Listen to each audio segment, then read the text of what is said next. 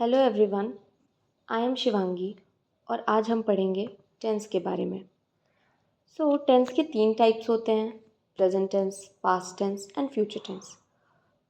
उसमें present tense के 4 types होते हैं, present indefinite, present continuous, present perfect continuous and present perfect.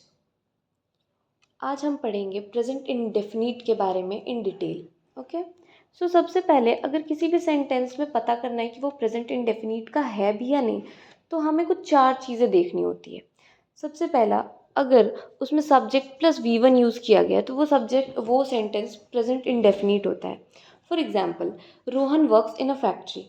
यहाँ पे रोहन सब्जेक्ट है, वर्क्स V1 मतलब वर्ब का फर्स्ट फॉर्म है, इस वजह से ये सेंटेंस प्रेजेंट इंडेफिनिट है। ओके, सेकंड चीज़ जो हम चेक करेंगे वो है डू और does.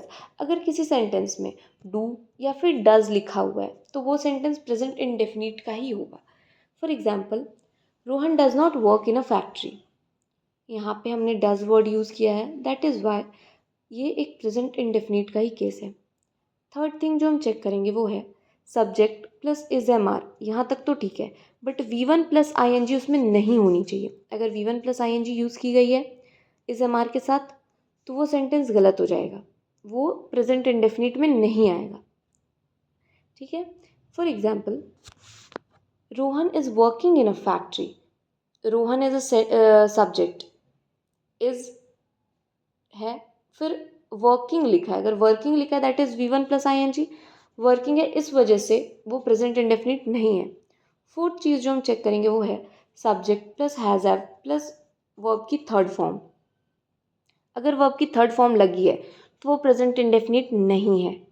Example, Rohan has worked in a factory. Worked verb का थर्ड फॉर्म है, इस वजह से ये एक इंडेफिनिट का केस नहीं है। हैज़ हैव के साथ वर्ब का थर्ड फॉर्म नहीं होगा अगर वो इंडेफिनिट है तो। उसके बाद प्रेजेंट इंडेफिनिट के कुछ यूजेस होते हैं। इन यूजेस को जानने के बाद किसी भी सेंटेंस को देखते ही आप पता कर सकते हैं कि वो सेंटेंस प्रेजेंट इंडेफिनिट है भी या नहीं। तो 3 रूल्स हैं। सबसे first, when something happens daily और परमानेंटली। अगर कोई भी चीज़ डेली हो रही है या हमेशा होती है तो वो चीज़ प्रेजेंट इंडेफिनिट का ही केस है। For example, I drink water when I wake up. जब भी मैं उठती हूँ मैं पानी पीती हूँ। ये डेली हो रहा है, अगर ये डेली हो रहा है तो ये एक प्रेजेंट इंडेफिनिट का केस है। Second thing, when something happens frequently. अगर कोई भी चीज़ फ्रीक्वेंटली हो रही है, बार बार हो रही है या फिर रुक रुक कर हो रही है, तो that is a case of present indefinite. For example, I visit Agra every June. मैं आगरा जाती हूँ हर जून के महीने में, तो ये क्या है, प्रेजेंट इंडेफिनिट का केस है क्योंकि ये फ्रीक्वेंटली हो रही है।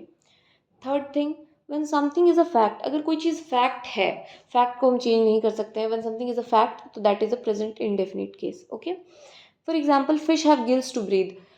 मछलियों के पास गिल्स होता है जिससे वो सांस लेती हैं, तो that is a fact, we can not change it, that is why it is a present indefinite case. ये प्रेजेंट इंडेफिनिट का केस है।